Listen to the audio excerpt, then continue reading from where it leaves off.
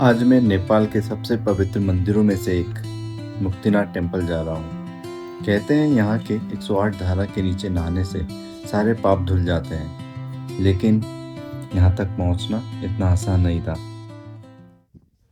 सुबह सुबह मैं झुमझुम से निकल चुका हूँ। आज का डेस्टिनेशन है मुक्तिनाथ, जो लगभग 3800 मीटर की ऊंचाई पर स्थित है। कागबेनी गांव पहुंच चुके हैं।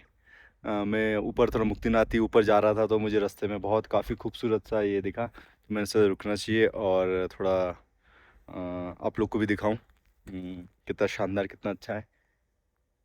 ये देखिए सर।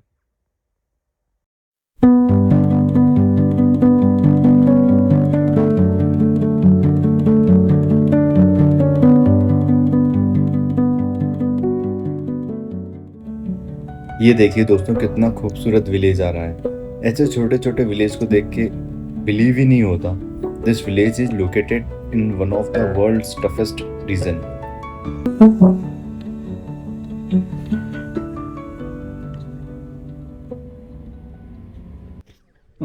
मैं पहुंच चुका हूँ मुक्तिनाथ। तो यहाँ पे मैंने गाड़ी पार्क कर दी है। गाड़ी पार्क करने के बाद आप हमको यहाँ से लगभग 1 किलोमीटर वॉक करना पड़ेगा। उसके बाद अपन पहुँच जाएंगे मंदिर। अब मैं वॉक करने के लिए निकल चुका हूँ। ये देखिए साहब, अगर आप चाहो तो घोड़े से भी जा सकते हो। जो लोग चल नहीं सकते उन लोग के लिए पोनी और पालकी की सुविधा भी है। किंग से टेम्पल तक अपहिल वॉक है, उसके बाद लगभग 300 सीढ़ियाँ और हैं। यहाँ बोर्ड पर क्लियरली लिखा है कि सिर्फ ऑथराइज व्हीकल को ही एंट्री है और गंदगी फैलाना बिल्कुल मना है। ठंडी हवा और चारों तरफ हिमालयों का व्यू और इतना पीसफुल एटमॉस्फेयर, वॉक करने में भी काफ़ी मज़ा आ रहा है। टेम्पल के रास्ते में आपको कुछ छोटे छोटे कैफ़े और रेस्ट पॉइंट मिल जाते हैं, जहां आप थोड़ी देर रुककर चाय, कॉफ़ी और हल्का स्नैक्स एंजॉय कर सकते हैं। यहाँ बैठने के लिए काफ़ी जगह बनी हुई है, जो कि हाई एल्टीट्यूड वॉक के दौरान काफ़ी हेल्पफुल होती है। और क्योंकि मुक्तिनाथ एक रिमोट हिमालयंस एरिया में है, इसलिए यहाँ खाने पीने की चीज़ों के प्राइस शहरों के कंपैरिजन में थोड़े ज़्यादा ही होते हैं। मुक्तिनाथ टेम्पल लगभग 3800 मीटर की ऊंचाई पर है, इसलिए यहाँ हवा पतली होती है और ऑक्सीजन भी कंपैरेटिवली कम होती है। इस वजह से कुछ लोगों को यहाँ सांस फूलना, हल्का हेडेक और जल्दी थकान महसूस हो भी सकती है। इसलिए वॉक आराम से करिए, बॉडी को हाइड्रेट रखिए और ज़रूरत पड़ने पर बीच बीच में रेस्ट लेके आगे बढ़ते रहिए।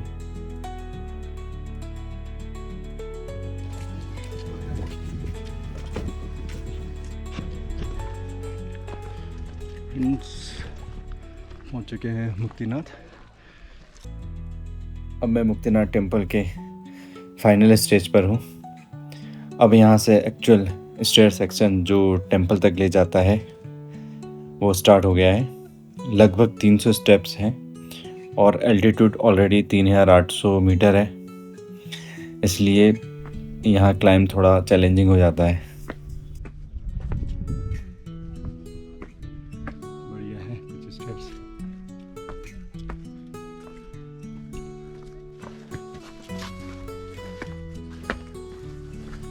Hello again. Hey, what's poppin'? बाहिर आउनु हो जहाँ तल माथि माथि जाँदै हो ल ल। We're taking it easy.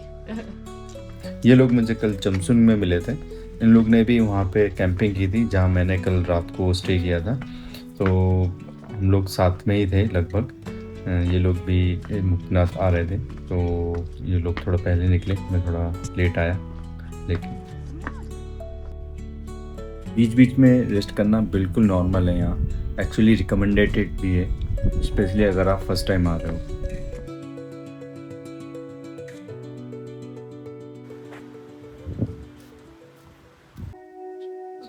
Finally दोस्तों, मैं पहुंच चुका हूं मुक्तिनाथ टेम्पल, जो भगवान विष्णु को समर्पित एक बहुत ही पवित्र धाम है। यहाँ का माहौल बिल्कुल शांत और स्पिरिचुअल है और हर तरफ डिवाइन एनर्जी है। ये जो सामने आप स्टैचू देख रहे हैं, ये लॉर्ड विष्णु का रूप है, जिसे यहाँ बहुत ही श्रद्धा के साथ पूजा जाता है। इतनी चैलेंजिंग जर्नी के बाद यहाँ पहुँचना सच में एक अलग ही सुकून मिलता है। अब मैं मुक्तिनाथ टेम्पल के एक बहुत ही सेक्रेट और यूनिक पार्ट में हूँ। ये है 108 जलधाराएं, जिसे 108 मुख भी कहा जाता है। यहाँ से ठंडा पवित्र जल कंटिन्यूसली बह रहा है और माना जाता है कि ये 108 होली स्ट्रीम इंसान के 108 कार्मिक बॉन्ड्स और पापों के शुद्धिकरण का सिंबल है। भक्तों का विश्वास है कि यहाँ स्नान करने से मन और आत्मा दोनों शुद्ध हो जाते हैं। यहाँ से अब हमको ऐसे पूरा क्रॉस करते हुए जाना पड़ेगा, फिर वहाँ पे कोई 2 कुंड है, कुंड से निकल के आके फिर कपड़े चेंज करके आप मंदिर जा सकते हो। ये रहा मंदिर, मंदिर भी ओपन हो चुका है, एकदम सही टाइम पे आया हूँ मैं। तो चलिए चल रहे, काफ़ी ठंडा पानी तो होगा, लेट्स सी।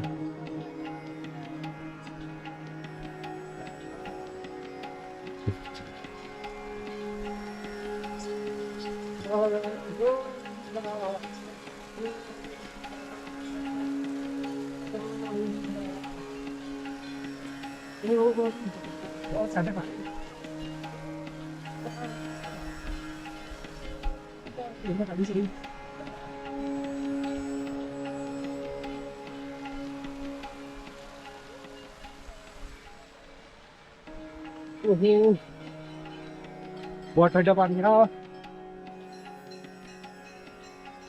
बाप रे, ऐसा हो गया बर्फ की सिल्ली रख दी है सर पे।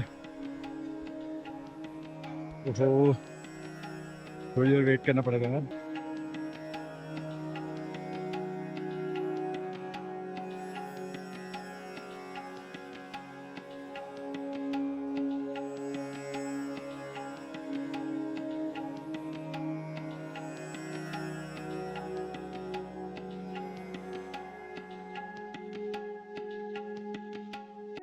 बहुत ठंडा पानी है, ओ बाप रे। श्रिंग हो गया। अब चेंज करता हूँ फटाफट, नहीं तो वो ना सर्दी ना हो जाए। ओहो, तो ये काफ़ी मज़ा आया।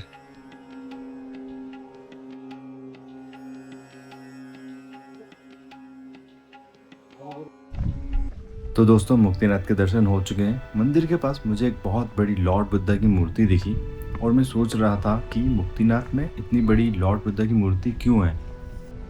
तो इसका रीज़न बहुत इंटरेस्टिंग है। मुक्तिनाथ हिंदुओं का ही नहीं बल्कि बुद्धिज्म का भी एक बहुत बड़ा पिलग्रिमेज साइट है। तिब्बतन बुद्धिज्म में इस जगह को चुमिंग ग्यास्ता मीन्स 100 वाटर्स के नाम से जाना जाता है। इसी वजह से यहाँ बुद्धा की मूर्ति, मोनेस्ट्री और प्रेइंग फेयर भी देखने को मिल जाते हैं। मुझे सबसे अच्छी बात ये लगी कि एक ही जगह में 2 अलग अलग धर्मों का आस्था इतनी खूबसूरती से एक साथ नज़र आती है।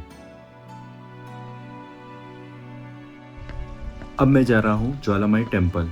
ज्वालामाई की कहानी भी काफ़ी फैसिनेटिंग है। यहाँ एक ऐसी ज्योति जलती है जो पानी के ऊपर हमेशा जलती रहती है। साइंस के हिसाब से ये नेचुरल गैस की वजह से होता है, लेकिन श्रद्धा के हिसाब से ये माँ की अखंड ज्योति है और शायद इसीलिए ये जगह सिर्फ देखी नहीं महसूस भी की जाती है। कभी कभी ट्रैवल हमें सिर्फ नए प्लेस ही नहीं दिखाता बल्कि नए नज़रिए से भी दुनिया को देखना सिखाता है। चलिए देखते हैं वो अद्भुत ज्वालामाई जिसके बारे में यहाँ आने वाला हर इंसान ज़रूर बात करता है। ज्वालामाई नीचे है दोस्तों, ये नहीं, इसके नीचे साइड।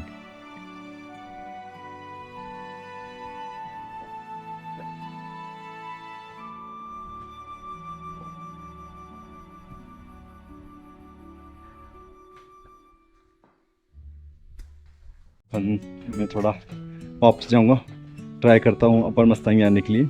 अपर मस्तांग में ये सीन है, चाइनीज़ और नेपाली आर्मी दोनों चेक करते हैं।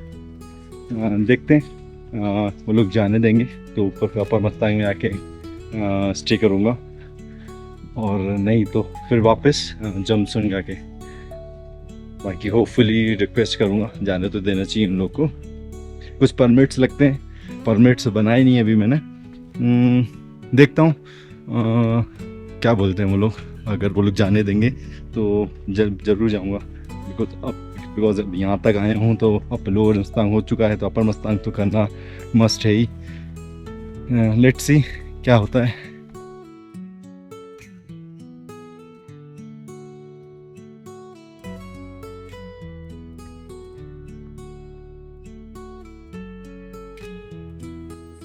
हो चुके हैं बाबा विष्णु भगवान के दर्शन। अब जा रहा हूँ मैं नीचे, फिर देखते हैं ऊपर मस्तांग जाने के लिए ट्राई करूँगा। देखते हैं जाने मिलता है तो जरूर आएंगे। देखिए गाड़ी की रखवाली कौन कर रहा है भैया। हेलो जिले जिले, जाऊं विथ योर परमिशन। आज सिर्फ टेम्पल के दर्शन ही नहीं बल्कि इस जगह की हिस्ट्री, स्पिरिचुअलिटी और हिंदू और बुद्धिस्ट कल्चर का एक खूबसूरत संगम देखने को मिला। अगर आपको ये वीडियो पसंद आ रहे हैं तो लाइक, शेयर और चैनल को सब्सक्राइब जरूर करें। मिलते हैं अगले ब्लॉग में। Thank you.